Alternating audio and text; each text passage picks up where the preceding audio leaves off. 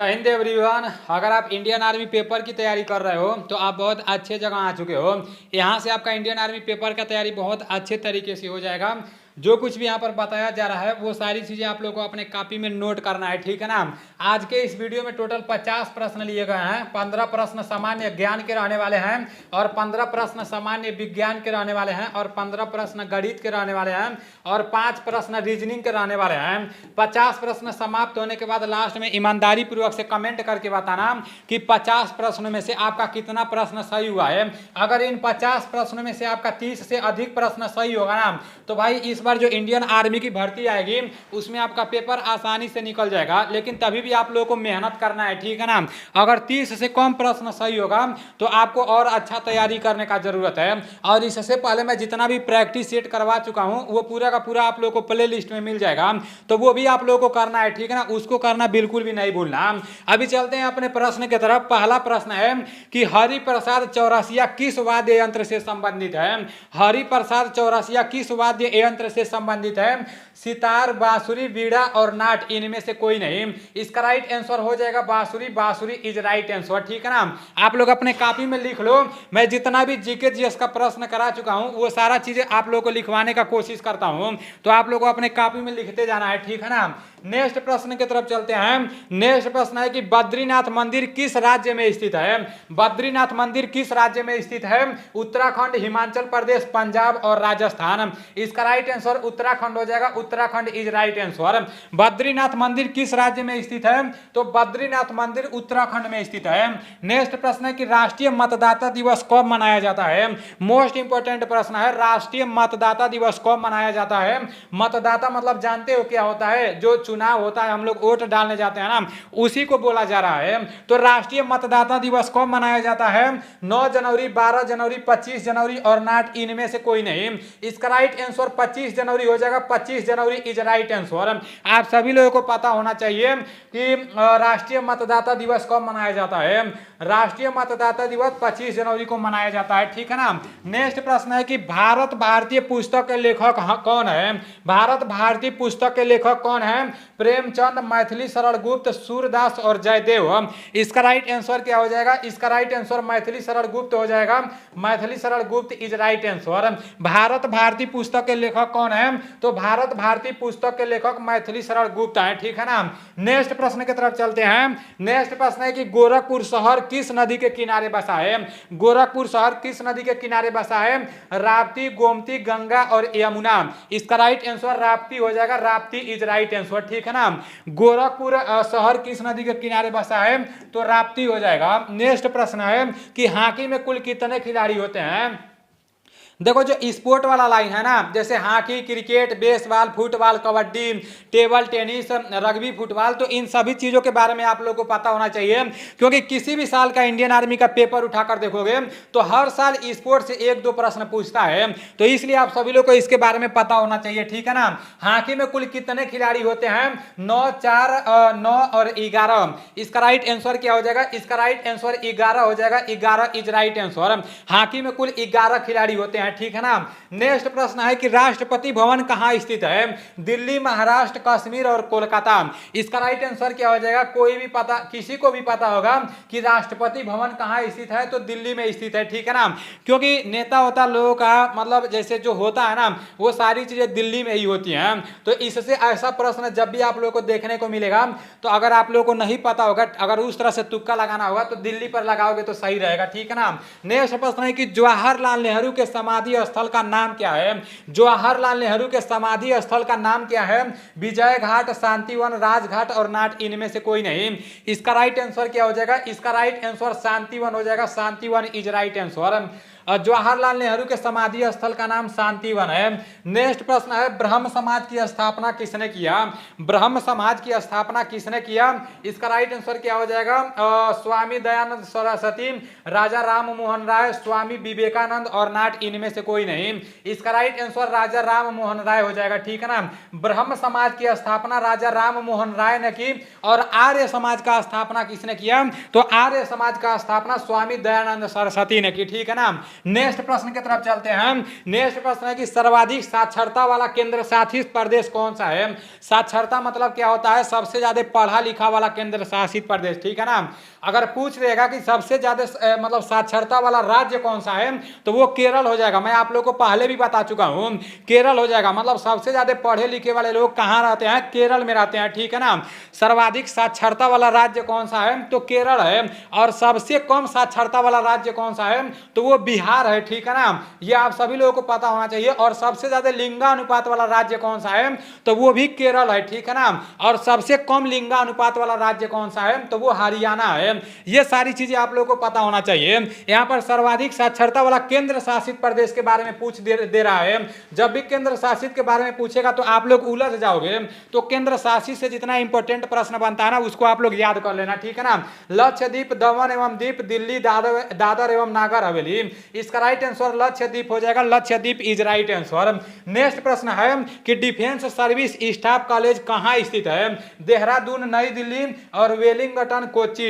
इसका right answer क्या हो जाएगा, इसका राइट आंसर वेलिंगटन हो जाएगा। Wellington is right answer. Next प्रश्न की तरफ चलते हैं। बैक्टीरिया की खोज किसने किया था। बैक्टीरिया की खोज किसने किया था, तो ल्यूएन हाक, लैड स्टीनर, वेंटिंग और फंक है। इसका राइट आंसर हो जाएगा ल्यूएन हाक। ल्यूएन हाक इज राइट आंसर। बैक्टीरिया की खोज किसने किया था, तो बैक्टीरिया की खोज ल्यूएन हाक ने किया था, ठीक है ना। नेक्स्ट प्रश्न की तरफ चलते हैं। आपका नेक्स्ट प्रश्न है कि विटामिन डी का रासायनिक नाम क्या है। विटामिन डी का रासायनिक नाम क्या है, टेकोफेराल, कैल्सीफेरॉल और थायमीन और नाट, इनमें से कोई नहीं। देखो जो विटामिन के बारे में पढ़े होंगे ना, उनको ऑप्शन से देखने का जरूरत ही नहीं पड़ेगा। जैसे दूसरा ऑप्शन जैसे ही देखेंगे ना, उनको तुरंत पता चल जाएगा। इसका राइट आंसर कैल्सीफेरॉल होगा। Calciferol is right answer. देखो नाम से ही लग रहा है, कैल्सीफेरॉल नाम से लग रहा है, कैल्शियम इसमें आ रहा है, ठीक है ना। तो मतलब जब भी कैल्शियम वैल्शियम का बात किया जाएगा तो समझो विटामिन डी के बारे में ही बात किया जा रहा है, ठीक है ना। आप सभी लोगों को यह बात पता होना चाहिए। नेक्स्ट प्रश्न है कि अंतरिक्ष में जाने वाले प्रथम भारतीय कौन थे। अंतरिक्ष में जाने वाले प्रथम भारतीय कौन थे, कल्पना चावला, राकेश शर्मा और सुनीता और नाट, इनमें से कोई नहीं। इसका राइट आंसर हो जाएगा Rakesh Sharma. Rakesh Sharma is right answer. Next प्रश्न की तरफ चलते हैं। नेक्स्ट प्रश्न है कि चिल्का झील कहां पर स्थित है। जम्मू कश्मीर, उड़ीसा, हिमाचल प्रदेश और नाट, इनमें से कोई नहीं। इसका राइट आंसर क्या हो जाएगा, चिल्का झील कहां पर स्थित है, तो चिल्का झील ओडिशा में स्थित है। Odisha is right answer. खारे पानी का झील कौन सा है, तो वो चिल्का झील है, ठीक है ना। चिल्का नहीं आप लोग जानना, चिल्का झील होता है। और एक बुलर झील होता है जो मीठे पानी का बड़ा झील होता है, ठीक है ना। तो दोनों झीलों के बारे में आप लोग को पता होना चाहिए, चिल्का झील और बुलर झील, ठीक है ना। अभी आप लोग के सामान्य ज्ञान के 15 प्रश्न समाप्त हो चुके हैं। अब चलते हैं सामान्य विज्ञान की तरफ। सामान्य विज्ञान का पहला प्रश्न है कि जब धातु को गर्म करते हैं तो धातु का घनत्व क्या होता है। जब धातु को गर्म करते हैं तो धातु का घनत्व क्या होता है, बढ़ता है, घटता है, अपरिवर्तित रहता है और नाट, इनमें से कोई नहीं। इसका राइट आंसर क्या हो जाएगा, इसका राइट आंसर घटता है हो जाएगा, ठीक है ना। नेक्स्ट प्रश्न की तरफ चलते हैं। नेक्स्ट प्रश्न है कि सौर प्रणाली के खोज किसने की थी। सौर प्रणाली के खोज किसने की थी, गैलीलियो, जे अल्बेर्ट और कोपरनिकस, कैपलर। इसका राइट आंसर कोपरनिकस हो जाएगा। Copernicus is right answer. सौर प्रणाली के खोज किसने की थी, तो कोपरनिकस ने की थी। समतल दर्पण द्वारा बना प्रतिबिंब क्या है। समतल दर्पण द्वारा बना प्रतिबिंब क्या है, उल्टा, वास्तविक, काल्पनिक, आभासी और सीधा। इसका राइट आंसर क्या हो जाएगा, काल्पनिक व आभासी हो जाएगा, ठीक है ना। नेक्स्ट प्रश्न है कि गलास का रासायनिक सूत्र होता है। गलास का रासायनिक सूत्र क्या होता है, H2SO4, SiO2 और PbCl, NaCl। इसका राइट आंसर SiO2 हो जाएगा। SiO2 is right answer. Next प्रश्न है कि हवा है। हवा क्या है, भारहीन है, भार युक्त है, दोनों और नाट, इनमें से कोई नहीं। इसका राइट आंसर हो जाएगा भार युक्त है। भार युक्त इज राइट आंसर, ठीक है ना। हवा क्या है, भार युक्त है। ये प्रश्न इंडियन आर्मी के पेपर में पूछा गया है। ऐसा नहीं है कि वैसे इस प्रश्न को यहाँ पर ला दिया है। तो इस प्रश्न को आप लोग अपने कॉपी में लिख लेना। वायु प्रदूषण किसमें होता है, CO2, SO2, धुआं और सभी। इसका राइट आंसर क्या हो जाएगा, इसका राइट आंसर सभी हो जाएगा। वायु प्रदूषण किसमें होता है? तो CO2 मतलब सभी से होता है, ठीक है ना, आप सभी लोगों को पता होना चाहिए। कार्बन डाइऑक्साइड से, धुआं से, सभी से होता है। अर्थराइट्स रोग किससे संबंधित है? जोड़ों से, सिर से, रक्त से और हृदय से। इसका राइट आंसर क्या हो जाएगा? इसका राइट आंसर जोड़ों से हो जाएगा, जोड़ों से इज राइट आंसर। अभी देखो आप लोगों को नए नए प्रश्न देखने को मिल रहे होंगे, तो भाई इसको आप लोग अपने कॉपी में लिखते जाना, ठीक है ना। बाल व नाखून, बाल, नाखून व और खुर सभी से बने होते हैं, मतलब सभी किससे बने होते हैं? जो हम लोग का बाल होता है, जो हम लोग का नाखून होता है और जो खुर होता है। अब हम लोग का खुर तो होता नहीं है, जो भैंस गोरु का खुर होता है वो किससे बने होते हैं? विटामिन, प्रोटीन, वसा और आयरन है। इसका राइट आंसर क्या हो जाएगा? इसका राइट आंसर प्रोटीन हो जाएगा, protein is right answer. Next प्रश्न की तरफ चलते हैं। नेक्स्ट प्रश्न है, सूर्य में कौन सी गैस सबसे अधिक होती है? सूर्य में कौन सी गैस सबसे अधिक होती है? हाइड्रोजन, हीलियम, लिथियम और नाइट्रोजन है। इसका राइट आंसर हाइड्रोजन हो जाएगा, हाइड्रोजन इज राइट आंसर। सूर्य में कौन सी गैस सबसे अधिक होती है? तो सूर्य में हाइड्रोजन गैस सबसे अधिक होती है। सूर्य से कौन सा विटामिन मिलता है? तो सूर्य से विटामिन डी मिलता है, ठीक है ना। नेक्स्ट प्रश्न की तरफ चलते हैं। नेक्स्ट प्रश्न है कि पर्ण हरित में कौन कौन धातु पाई जाती है? पर्ण हरित में कौन धातु पाई जाती है? लिथियम, मैग्नीशियम, कैल्शियम और पोटेशियम है। इसका राइट आंसर मैग्नीशियम हो जाएगा, मैग्नीशियम इज राइट आंसर। पर्ण हरित में कौन धातु पाई जाती है? तो मैग्नीशियम पाई जाती है। नेक्स्ट प्रश्न है, दूध किस प्रकार का कोलाइडी विलयन है? दूध किस प्रकार का कोलाइडी विलयन है? तो एरोसाल, पायस और फार्म और साल है। इसका राइट आंसर पायस हो जाएगा, पायस इज राइट आंसर। ये प्रश्न भी शायद मैं कल भी आप लोगों को बताया था, ठीक है ना। नेक्स्ट प्रश्न है कि दो या दो से अधिक तत्वों के परमाणु को एक निश्चित अनुपात में मिलाने पर बनता है। क्या बनता है? दो या दो से अधिक तत्वों के परमाणु को एक निश्चित अनुपात में मिलाने से क्या बनता है? तत्व, यौगिक, मिश्रण और उपयुक्त सभी। इसका राइट आंसर क्या हो जाएगा? इसका राइट आंसर यौगिक हो जाएगा, यौगिक इज राइट आंसर। नेक्स्ट प्रश्न है कि समान परमाणु से मिलकर बना होता है। समान परमाणु से मिलकर क्या बना होता है?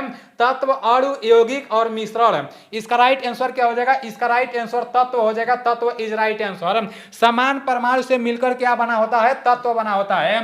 नेक्स्ट प्रश्न है कि निम्न में से कौन सा प्राकृतिक बहुलक है? स्टार्च, ग्लाइकोजन, प्रोटीन और उपयुक्त सभी। इसका राइट आंसर क्या हो जाएगा? इसका राइट आंसर उपयुक्त सभी हो जाएगा, ठीक है ना। आप लोग अपने कॉपी में लिख लेना। नेक्स्ट प्रश्न है और लास्ट प्रश्न है कि पदार्थ की चौथी अवस्था क्या है? जो भाई पढ़ा होगा ना तो तुरंत इसका ट्रिक लगा देगा, ठीक है ना। तो पदार्थ की चौथी अवस्था क्या है? ठोस, द्रव, गैस और प्लाज्मा। इसका राइट आंसर प्लाज्मा हो जाएगा, प्लाज्मा इज राइट आंसर। अभी आप लोगों के सामान्य ज्ञान के 15 प्रश्न समाप्त हो चुके हैं और सामान्य विज्ञान के 15 प्रश्न समाप्त हो चुके हैं। टोटल 30 प्रश्न समाप्त हो चुके हैं। अब विशु सर आ रहे हैं मैथ पढ़ाने के लिए, तो आप लोग पेन और कॉपी लेकर बैठ जाओ, ठीक है ना। और मैथ आप लोगों को पूरा अच्छे से सॉल्व करना है। ये नहीं कि विशु सर यहाँ पर पढ़ा रहे हैं और आप जीके जीएस पढ़ लिए हो और जीके जीएस पढ़ के भाग जा रहे हो। सभी को इस तरह से काम नहीं चलेगा, ठीक है ना। जितना इम्पोर्टेंट आपके लिए जीके और साइंस है तो उतना इफेक्ट आपका मैथ्स भी करता है। ठीक है सर, हम चलते हैं। ठीक है सर, थैंक यू।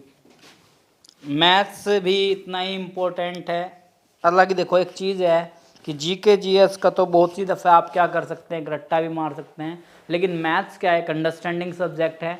अगर आपका मैथ्स और रीजनिंग स्ट्रॉन्ग है तो आपको जीके और जीएस भी आपका स्ट्रॉन्ग होता चला जाएगा धीरे धीरे। तो चलते हैं आज के अपने क्वेश्चन पर। 31वां क्वेश्चन हमारा क्या है?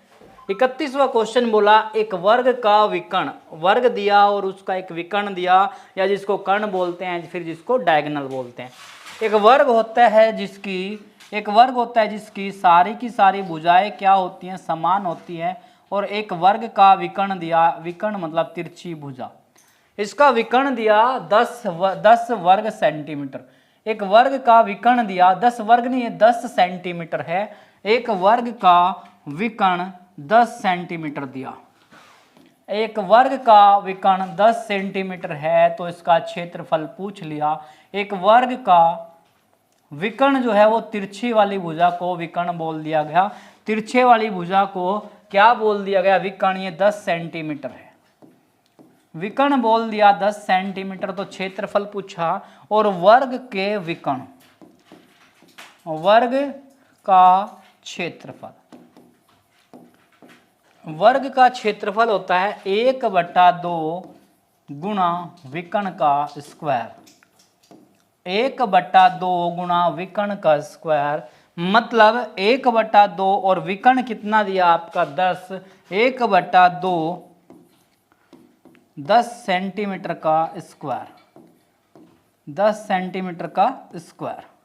तो 1/2 आप दो तरीके से कर सकते हो, 10 सेंटीमीटर, 10 का स्क्वायर कितना 100 वर्ग सेंटीमीटर, 100 वर्ग सेंटीमीटर, और क्या किया 2 से इसको काट दिया तो 50 वर्ग सेंटीमीटर। वर्ग दिया और वर्ग में क्या दिया विकर्ण, विकर्ण मतलब तिरछे वाली भुजा को विकर्ण बोल दिया, और वर्ग का क्षेत्रफल 1/2 गुणा विकर्ण का स्क्वायर, 1/2 और विकर्ण का वैल्यू दिया कितना 10, 10 सेंटीमीटर का स्क्वायर 100 वर्ग सेंटीमीटर, 2 से 50 बार कट गया तो आंसर आ गया आपका 50, और 50 मतलब बी ऑप्शन क्या है दोस्तों आपका सही है। चलते हैं नेक्स्ट क्वेश्चन पर। एक गाय 14 मीटर लंबी रस्सी से बंधी हुई है। अब मान लो एक गाय 14 मीटर लंबी रस्सी से बंधी है, तो गाय कितने मैदान की घास चर सकती है? तो क्वेश्चन में थोड़ा सा गलत लिखा हुआ है, वर्ताकार मैदान की। किसकी? वर्ताकार मैदान की। तो यहां से यहां तक है जो लंबी रस्सी 14 मीटर, मतलब 14 मीटर ये गाय है, 14 मीटर की लंबी रस्सी से बंधी है, जिसको बोलते हैं आर, और आर का मतलब त्रिज्या। जब भी गाय किसी वर्ताकार मैदान में घास चरेगी तो उसका क्षेत्रफल निकाल देंगे। क्षेत्रफल मतलब गाय यहाँ से भी घास खा सकते हैं, यहाँ से भी, यहाँ से भी, यहाँ से भी, या यहाँ से बाहर से भी, कहीं से भी खा सकती है। तो उस सिचुएशन में निकाल देंगे हम इसका क्षेत्रफल। किसका? वर्ग का क्षेत्रफल। पहला था आपका क्या? वर्ग का क्षेत्रफल, और अब क्या है आपका? वर्ताकार है ये आपका। किस चीज का है? वर्ताकार। और वर्ताकार बोलते हैं ऐसी आकृति को जो एक गोल आकृति होती है। तो वर्त का क्षेत्रफल, बस वर्त का आप क्षेत्रफल निकाल दें। क्षेत्रफल होता है पाई आर स्क्वायर। पाई का मान 22/7 और आर का मान 14 मीटर। आर का मान आपका 14 मीटर, 14 मीटर का स्क्वायर, 14 मीटर का स्क्वायर। पाई का मान 22/7 और आर का मान 14 मीटर का स्क्वायर। अब क्या करो इसको 22/7 और गुणा 14 मीटर और गुणा 14 मीटर। तो 7 से ये 2 बार कट गया, 7 से 2 बार कट गया। अब 22 का 2 में गुणा, या फिर 22 दूनी 44 गुणा 14 मीटर। 44 का 14 से मल्टीप्लाई किया, 14 चौके 56, 14 चौके 56 और 14 चौके 56 और 5 61, 616 वर्ग, 616 वर्ग। अगर मीटर में दिया तो मीटर में, और सेंटीमीटर दिया तो सेंटीमीटर में। वर्ग मीटर 616 वर्ग मीटर। तो दोस्तों बी आंसर क्या आपका सही है। लेकिन इसमें क्या दिया क्वेश्चन में? वर्ग सेंटीमीटर दिया, तो आंसर भी आप क्या कर लेंगे? वर्ग मीटर कर लेंगे। क्या कर लेंगे? वर्ग मीटर। क्षेत्रफल होता है पाई आर स्क्वायर। पाई का मान 22/7 गुणा 14 मीटर। 14 गुणा 14, 7 से 2 बार कटा, 22 दूना 44, 44 का 14 से गुना किया दोस्तों 616 वर्ग मीटर। और ये सेंटीमीटर में था तो मैंने चेंज कर दिया इसको, सबको क्या कर लिया? मीटर। तो बी ऑप्शन क्या है दोस्तों आपका सही है। चलते हैं नेक्स्ट क्वेश्चन पर। एक राम को एक परीक्षा में पास होने के लिए न्यूनतम 33% अंक चाहिए।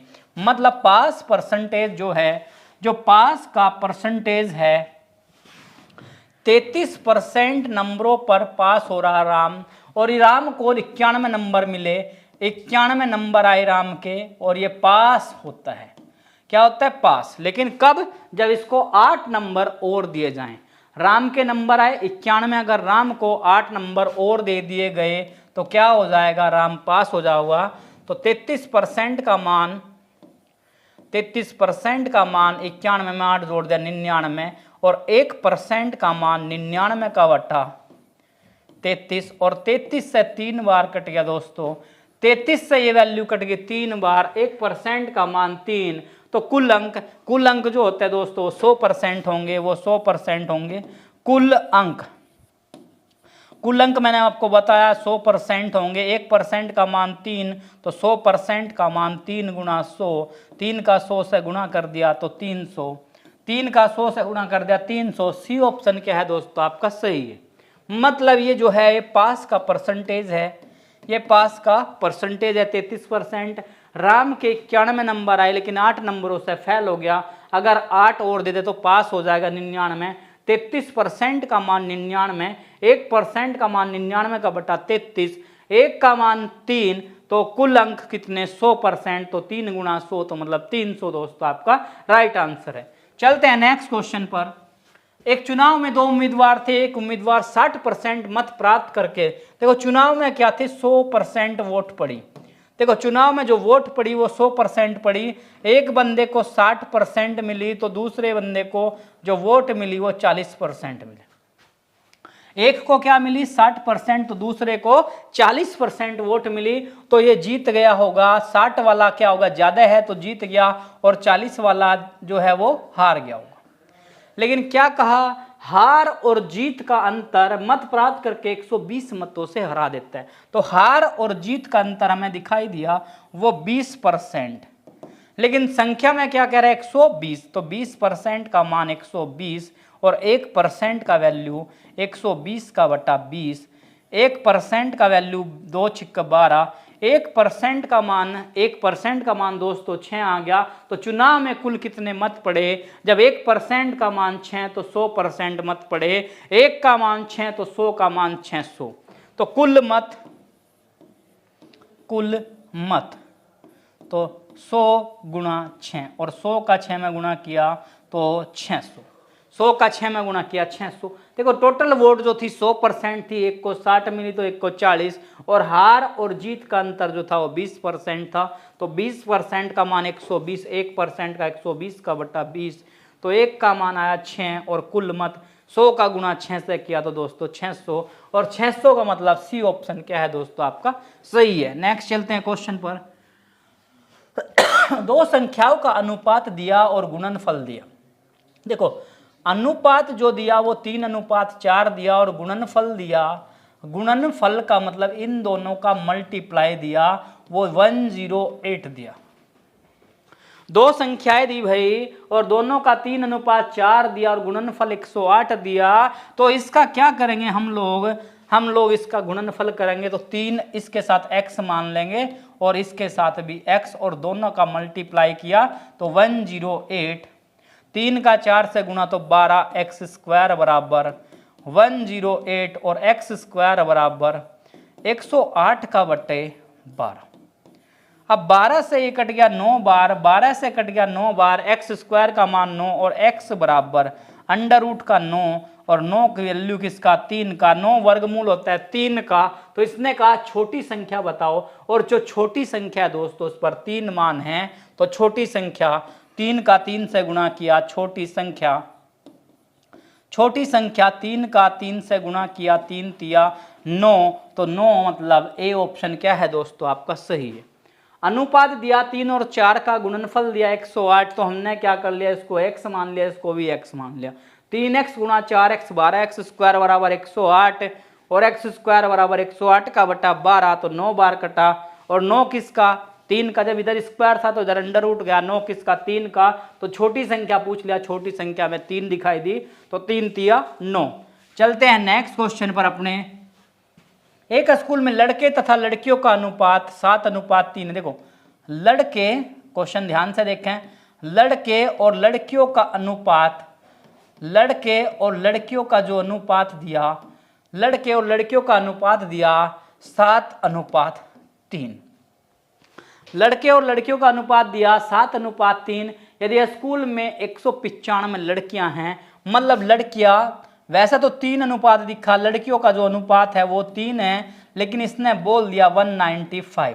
लड़कियां जो हैं वो 3 के अनुपात में, लेकिन ये बोल दिया 195 है, तो एक अनुपात का मान आप दोस्तों निकाल लो। एक अनुपात का मान 195 का बटा 3, 3 से 3 छंग 18, 1 5 3 5 15, तो एक अनुपात का मान आपका आया वैल्यू 65।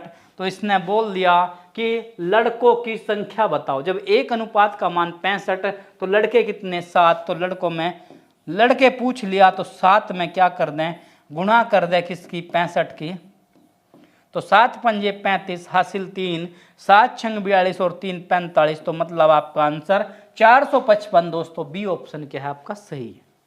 लड़के 7, लड़कियां 3, तो लड़कियों का अनुपात 195, 3 का मान 195, 1 का मान 195 का बट्टा 3 तो मतलब 65, 1 का वैल्यू 65 आ गया तो इसने पूछ लिया लड़कों की वैल्यू, तो 7 गुणा 65, 65 का 7 में गुणा किया 455 और बी ऑप्शन क्या है दोस्तों आपका सही है।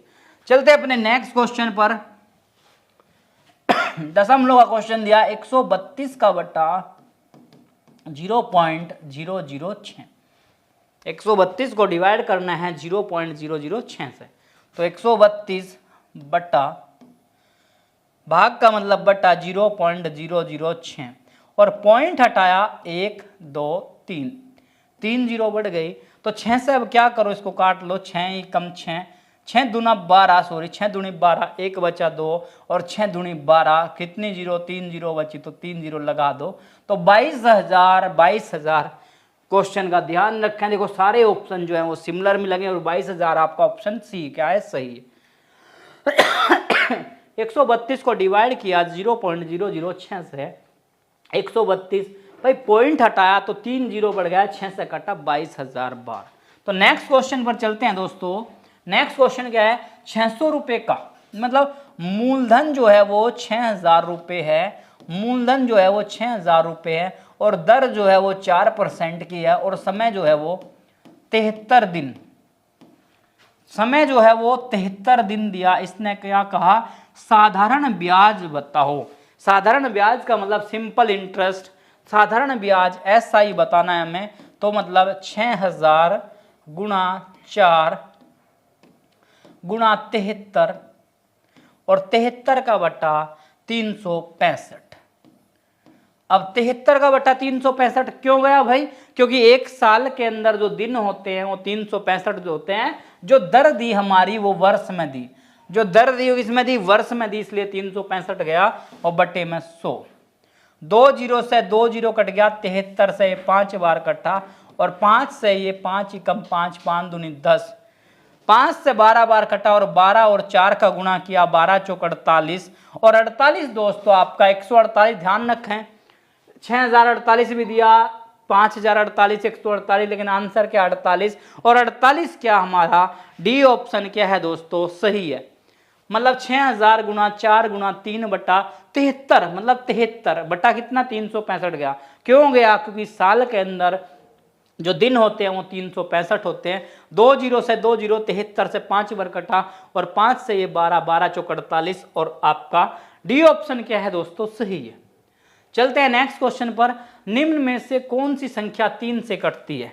अब 3 का नियम मैंने बताया था, संख्या के अंकों का योग, संख्या के अंकों का योग, संख्या के अंकों का योग 3 से कटता है, संख्या के अंकों का योग 3 से कटता है तो संख्या के अंकों का योग 3 से कटता है तो संख्या 3 से पूरी पूरी, तो संख्या 3 से पूरी पूरी कट जाएगी। मतलब क्या कहा, संख्या के अंकों का योग 3 से कटता है तो संख्या 3 से पूरी पूरी कट जाएगी। अब क्या होगा, 3 से कट जाएगी।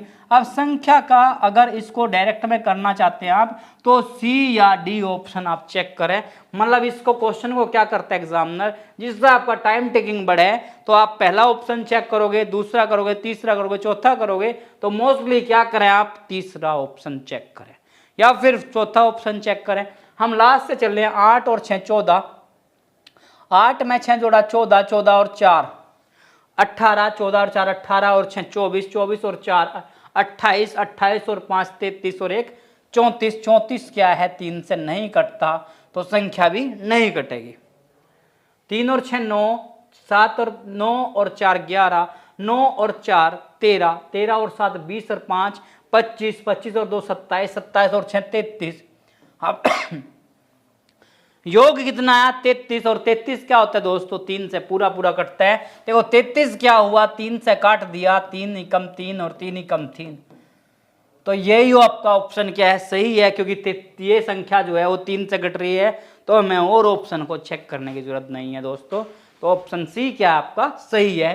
तो 3 का नियम क्या है, संख्या के अंकों का योग। नेक्स्ट क्वेश्चन पर चलते हैं अपना। मोहन ने 4 रुपए के 6 की दर से पेंसिल खरीदी, मतलब खरीदी, यहां लिखते हैं खरीद। 4 रुपए की 6 की दर से पेंसिल खरीद ली, और यहां लिखते हैं बेचना, खरीदना, और यहां लिख दिया बेचना। 4 रुपए की 6 पेंसिल खरीदी और 6 रुपए की 4 पेंसिल, 6 रुपए की 4 पेंसिल क्या कर दिया, बेच दिया। तो इसने क्या कहा, लाभ प्रतिशत बताओ। ये क्वेश्चन आपका एग्जाम में आने लगा, पहले नहीं आता था, लेकिन पिछला जो अग्निवीर का एग्जाम हुआ उसमें आपका क्वेश्चन आया था। 4 रुपए की 6 और 6 रुपए की 4, तो क्या करें, इसकी क्रॉस मल्टीप्लाई कर ले। 4 की 4 में गुणा 16 और 6 का 6 में 36। इसका मतलब क्या, 16 का कोई सामान था, 36 का बेच दिया, तो हमें क्या बच गया, 20 रुपए बच गए। और 20 रुपए किस पर बचे, 16 पर। और गुणा किसका किया, 100 का। गुणा किसका किया, 100 का। अब 4 से काट लो आप, 4 पंजा 20 और 4 चौक 16, और 4 से इसको काट लिया 25 बार, और 25 का 5 में गुणा किया दोस्तों 125%। 125%। तो ए ऑप्शन क्या है दोस्तों, आपका सही है। ए ऑप्शन क्या है आपका सही है। खरीदना 4 रुपए के 6, बेचना 6 रुपए के 4, क्रॉस गुणा 4 चौक 16 और 6 छंग 36। 16 का सामान 36 का, तो 20 बच गया किस पर, 16 पर, गुणा 100। मतलब लाभ प्रतिशत जो हुआ, लाभ का प्रतिशत जो हुआ 20 हुए किस पर, 16 पर, गुणा 100। 4 से कटा 5, 4 से 4 और 4 से 25 बार कट गया, 25 का 5 में 125। तो ए ऑप्शन दोस्तों आपका सही है। मतलब समतुल्य बट्टा। क्वेश्चन में क्या दिया, ये क्वेश्चन इंपोर्टेंट बना आपका। 3 क्रमागत छूट 10, 40 और 50। देखो 50 और 40, 90 और 10, 110 की छूट तो नहीं देगा कोई भी अपना सामान घाटे में, थोड़ा ना इतना ज्यादा बेचेगा। तो इसको एकमात्र समतुल्य बटा ना तो 100 लिखेंगे। जब 20 की छूट दिया तो 80/100, 80/100। जब 40 की छूट दिया तो 60 तो लेगा दुकान वाला। जब 20 का छूट दिया, समतुल्य बट्टा को डिस्काउंट बोलते हैं, जब 20 का छूट दिया तो 80 तो लेगा, 80/100। जब 40 का छूट दिया तो 60 तो लेगा, और जब 50 का छूट दिया तो 50 तो लेगा, और बट्टा 100। अब क्या करना है, जीरो काटना शुरू करें। नीचे की जीरो देख लो कितनी कटती हैं, 2 और 2 4, 1 2 3 4, 4 जीरो कटी। अब 50 से 100 को काटा, 50 का दुगुना 100। अब ऊपर जो वैल्यू कटती है काट दो, 2 से काट दिया, 2 से काट दिया, 2 तिया 6 और 8 तिया 24, 24%। और 24% आपका दोस्तों ए ऑप्शन दिया। 24% आपका ए ऑप्शन दिया, आप कंफ्यूज मत होना। 24% दुकान वाले ने क्या किया, लिया तो छोड़ कितना दिया। अब 100% था रेट, जब 24 लिया, जब 100 में से 24% लिया तो छोड़ कितना दिया, 10 में से 4 गया 6 और 7, 76% लिया। तो बी ऑप्शन क्या है दोस्तों आपका सही है। 20 का छूट तो 80/100, 40 का छूट तो 60/100, 50 का छूट तो 50/100। 4 जीरो काट दिया, 50 से 2 और 2 से 3 बार, 8 दिया 24। 24% तो लिया दुकान वाले ने, तो छोड़ कितना दिया, 100 में से जब 24 गया तो 76% छोड़ दिया दुकान वाले ने, और 76% दोस्तों बी ऑप्शन आपका सही है। नेक्स्ट चलते हैं, आयु का क्वेश्चन। राम और श्याम की आयु, क्या कहा, राम और श्याम की आयु का अनुपात 5:7 है। इसका मतलब कब है, ये वर्तमान में। कब है आयु, वर्तमान में। राम के पास आयु का 5 अनुपात है और श्याम के पास 7 अनुपात है। और फिर क्या कहा, 10 वर्ष बाद। ये बाद वाली लाइन हम कहाँ लिखेंगे, नीचे लिखेंगे। कितने साल बाद, 10 साल बाद। 10 साल के बाद आयु का अनुपात 7:9 हो जाता है। राम का आयु 7 है तो श्याम का 9 का अनुपात हो जाता है। तो इसने क्वेश्चन में पूछ लिया, तो राम की वर्तमान आयु बताओ। तो क्या करो, इसका डिफरेंस ले, 5 और 7 का अंतर 2 और 7 और 9 का अंतर 2, यानी कि जो अंतर आया वो 2 अनुपात का है। और अंतर क्या है, बराबर है। अंतर क्या है दोस्तों, बराबर है। जब बराबर है तो 2 का मान 10, तो 1 का मान 10 का बटा 2, और 10 को 2 से काट लिया तो 5, 1 अनुपात का मान 5। और पूछ किसका लिया, राम की आयु, राम की वर्तमान आयु। और राम के पास कितने अनुपात है, 5, और 1 अनुपात का मान 5। तो राम की पूछ लिया तो राम के पास अनुपात थे 5 गुणा 5, तो 5 पंजे 25, 5 पंजे 25, तो बी ऑप्शन क्या है दोस्तों आपका सही है। राम की आयु 5, श्याम की 7, फिर 10 साल के बाद 7 और 9, अंतर 2, यहां भी 2, और 2 किसके बराबर 10 के 1 का मान 5। राम की पूछ लिया तो 5 गुणा 5 25, अगर श्याम की पूछता तो 7 गुणा 5 7 पंजा 35। चलते हैं नेक्स्ट क्वेश्चन पर। 6 व्यक्ति 168 खिलौने 7 दिन में बनाते हैं, मतलब मैंने बताया था आपको MDH बटे W बराबर MDH बटे W। यहाँ 1 1 1 1, उधर 2 2 2 और 2। M का मतलब मैन, D का मतलब डेज, H का मतलब आवर और W का मतलब वर्क। मतलब किया गया कार्य जो होगा वो नीचे जाएगा, बाकी पूरी वैल्यू ऊपर रखी जाएगी। और क्वेश्चन को 2 स्टेप में पढ़ना है। 6 व्यक्ति 7 दिन में क्या करते हैं 168 खिलौने बनाते हैं। क्या बनाया 168 खिलौने, और खिलौने बनाया तो कहाँ गया, काम किया नीचे गया। फिर पूछ लिया 8 व्यक्ति 5 दिन में कितने खिलौने बनाएंगे। तो क्या करें इसका, अगर यहीं एक लाइन में सोल्व करना है तो कर सकते हैं आप, या फिर क्रॉस मल्टीप्लाई कर लीजिए।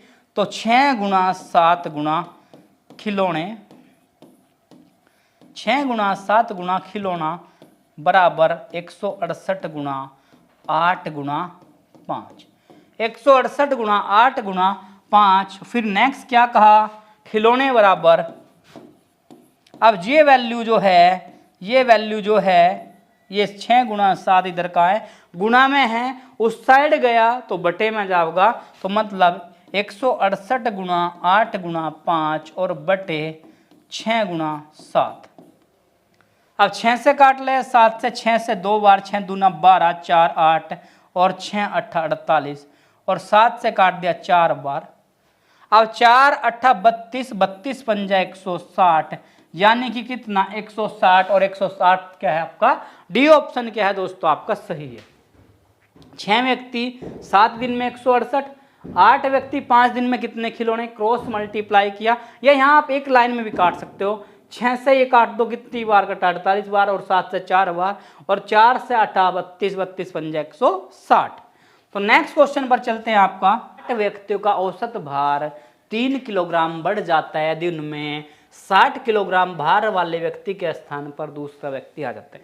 देखो क्या है, एक ग्रुप है 8 बंदों का, उसमें से एक चला गया तो 7 रह गए, 8 में से एक गया तो 7 रह गए, लेकिन फिर क्या हुआ, दूसरा बंदा एंटर कर गया, एक गया था और एक आ गया। आने के बाद क्या हुआ, औसत भार में कुछ ना कुछ कमी हुई या वृद्धि हुई, लेकिन ये क्या कह रहा, बढ़ा। कितना बढ़ा, 3 किलो। मतलब ये एक 60 किलो का आदमी है, कितने केजी का, 60 किलो का, और ये चला गया। जब ये चला गया तो इसके स्थान पर एक दूसरा आदमी आ गया, मतलब ये चला गया, 60 किलो का आदमी चला गया ग्रुप को छोड़कर, और उसके स्थान पर एक दूसरा व्यक्ति आ गया। तो इससे क्या हुआ, औसत भार में 3 किलो की वृद्धि हुई। कितने की, 3 की वृद्धि हुई। और आदमी कितने थे, ये देखें आप, 8 आदमी थे, यानी कि औसत का मतलब है सभी में बराबर बराबर 3-3 किलो वेट बढ़ जाएगा। अब 1 पर 3 किलो बढ़ा तो 8 पर बढ़ा 24 किलो, 8 में 24 जोड़ा 84 किलो, 84 केजी, यानी कि जो व्यक्ति आया वो 84 किलो का है। भाई 60 किलो का चला गया, दूसरा आ गया, तो क्या हुआ, 3 किलो बढ़ा। कितना बढ़ा, तो प्लस, अगर कम होता तो माइनस, और 8 या 24, 60 में 24 जोड़ा तो 84 केजी। क्वेश्चन नंबर नेक्स्ट और लास्ट मैथ्स का क्वेश्चन। दो टेबल और 3 कुर्सी का मूल्य, 2 टेबल और 3 कुर्सी का मूल्य, ये कह रहा है 2 टेबल और 3 कुर्सी का मूल्य 500 रुपये है, और 8 टेबल और क्या दिया, 12 कुर्सी, और इसका क्या पूछ लिया, मूल्य पूछ लिया। और ये क्वेश्चन आपका आया था 30 मार्च 2021 में एक एग्जाम हुआ था और बैग सेंटर मतलब बंगाल इंजीनियरिंग सेंटर जो था उसमें ये क्वेश्चन इस तरह का आया था। लेकिन क्वेश्चन बड़ा आसान, सीधा सीधा करना है। अब ये देख लो ये कितना गुना है, 2 से ये 4 गुना है, 2 चौक 8 और 3 से ये 4 गुना है। तो हम क्या करेंगे, बस इस 500 का भी 4 गुना में करना है क्वेश्चन में, और कोई चेंजिंग नहीं करना। तो 5 चौक 20 मतलब 2000 क्या है दोस्तों, 2000 मूल्य है किसका, 8 टेबल और 12 कुर्सियों का। 2 टेबल 3 कुर्सी 500, 8 टेबल 12 कुर्सी, ये इससे 4 गुना बढ़ा तो ये भी 4 गुना बढ़ा, तो उसको भी 4 गुना बढ़ा लो। 500 का 4 गुना बढ़ाया तो 2000 आपका सही आंसर। चलते हैं नेक्स्ट क्वेश्चन पर, और नेक्स्ट क्वेश्चन क्या है दोस्तों आपका रीजनिंग का 1000, 500, 250, फिर क्या दिया 125 दिया और फिर नेक्स्ट पूछ लिया। अब यहां पर हमें महसूस हो गया जो हमारी सीरीज चली हुई है घटते क्रम में, लेकिन जहां से 1000 से बहुत ज्यादा घट गया तो ज्यादा घटने का मतलब कुछ और भी सिचुएशन हो सकती है। यहाँ 500 घटे 250, 125, या फिर आप इसका डिवाइड भी कर सकते हो। मतलब यहाँ भी 500 को 1000 को 2 से डिवाइड किया तो 500, 500 को 2 से भाग किया तो 250, 250 को 2 से भाग किया तो 125। अब 125 को जब आप 2 से भाग करोगे, 125 को क्या किया 2 से भाग किया दोस्तों, तो 2 छिंग 12, 1, 5 बचा तो क्या करा 2 दूनी 4, 1 बच गया, पॉइंट लगाया 0 और 2 पंजा 10, तो कितना 62.5, और 62.5 मतलब बी ऑप्शन क्या है दोस्तों आपका सही। 1000 को 2 से भाग 500, 500 को 2 से 250, 250 को 2 से 125, तो 125 को भाग किया 2 से तो 62.5। चलते हैं नेक्स्ट क्वेश्चन पर। निम्न श्रृंखला में ऐसे कितने एक हैं जिनके आगे मतलब अगली साइड तो 8 है और इसके पीछे 7 है। तो यानी कि श्रृंखला में क्या कहा, ऐसे कितने एक हैं जिनसे अगली साइड तो 8 है और पिछली साइड 7 है। तो जहां भी 817 बन रहा है वो चीज चेक करो। श्रृंखला में जहां पर भी 817 बन रहा है तो वो चेक करें आप। देखो श्रृंखला को यहां से चलते तो 817 एक बार बनना, चलते 871 नहीं भाई 17 होना चाहिए था, 817 तो 2 बार, कितनी बार बनना 2 बार, तो ऑप्शन सी क्या है दोस्तों आपका सही है। नेक्स्ट क्वेश्चन पर चलते हैं। वृक्ष की एक पंक्ति में एक वृक्ष दोनों तरफ से, वृक्ष की एक पंक्ति है, एक वृक्ष दोनों तरफ से 8वें स्थान पर। ये आर्मी में बहुत बार रिपीटेड होने वाला क्वेश्चन है। यानी कि इधर से भी 8 है, इधर से भी 8 है, तो क्या करेंगे दोनों को जोड़ दो और एक घटा दो। 8 और 8 16 हो गया और एक घटा दिया तो कितना हुआ 15। यानी कि जो वृक्ष हैं वो टोटल 15 हैं। जो वृक्ष हैं वो कितने हैं 15। अगर आप वैसे करना चाहते हो डंडा खींचकर तो ऐसे करो 1 2 3 4 5 6 7 8, इधर से 8वां 1 2 3 4 5 6 7 और इधर से भी 8वां। तो अब काउंट कर लो 1 2 3 4 5 6 7 8 9 10 11 12 13 14 15, कितना 15। बी आंसर क्या है दोस्तों आपका सही है, क्योंकि ये 8वां जो वृक्ष है इधरली साइड से भी काउंट हो रहा और उस साइड से भी काउंट हो रहा है, तो इसलिए 2 बार काउंट हो रहा है। तो 8 में 8 जोड़ो और एक घटा दो, 8 में 8 जोड़ा 16 और एक घटा दो 15। नेक्स्ट क्वेश्चन पर चलते हैं। पेल का कोड दिया PALE पेल, पेल का कोड दिया 2130, फिर अर्थ का कोड दिया। भाई अगर इस तरह के क्वेश्चन को करना है तो इसका कोड इसके नीचे साइड लिखे डाउन साइड। अर्थ का कोड दिया EARTH 4 1 5 9 और 0, और पर्ल का कोड पूछ लिया PEARL। पर्ल का आपसे कोड पूछ लिया, पेल का कोड दिया 2130, अर्थ का कोड दिया और आपसे पर्ल का कोड पूछ लिया। तो पी का आपका कोड जो जिसके नीचे है वो उसका पी का कोड कितना 2, ए का कोड कितना PE, ई का कोड कितना 4, ई का कोड कितना 4, ए का कोड कितना 1, आर का कोड कितना 5 और एल का कोड कितना 3।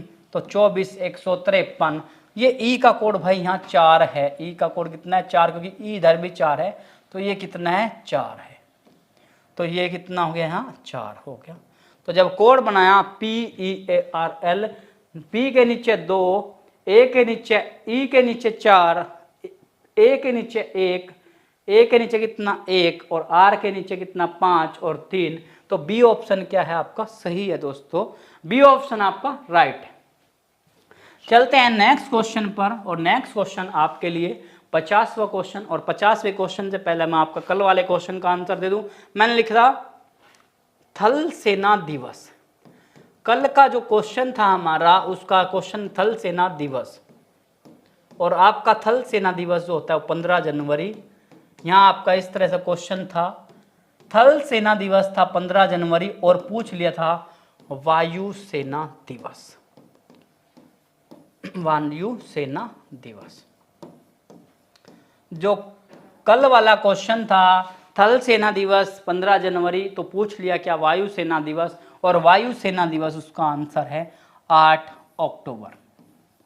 वायु सेना दिवस जो है 8 अक्टूबर है। और इसमें 2 से 3 क्वेश्चन मैंने आपसे पूछे थे। वायु सेना